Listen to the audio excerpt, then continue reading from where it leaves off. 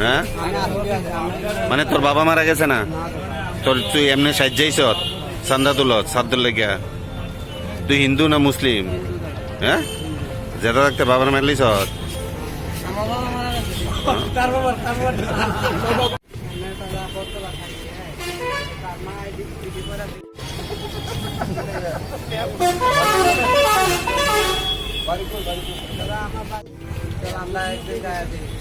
আমার এদিকে চল তিনটা কাজ, তারপরে আমি একটা সময় দাদা আমি রিক্সা চালাতাম, আমার তো এলো সিটি আছে রিক্সা, আমি রিক্সা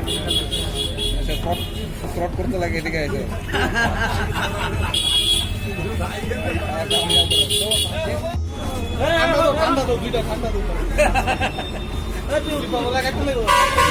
ঠিক করে বা দিকে বা চুপ করে বসে থেকে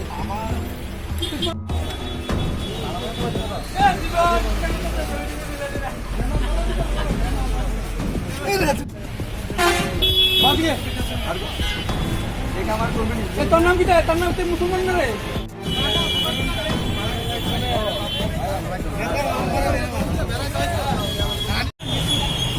এদিকে দুইটা ছেলে, মানে একটা ছেলে বাবা মারা গেছে অফিসের ব্যাস ধরে দোকানের সামনে আছে টাকার জন্য। তখন ওদেরকে দেখে আমার একটু সন্দেহ হয়, ঠিক আছে। সন্দেহ হওয়ার পরে তখন আমি তো আমার সামনে জীবন ছিল, জীবনটা বললাম জীবন এই দেখো তো ঘটনাটা মনে হয় একটু ডুপ্লিকেট।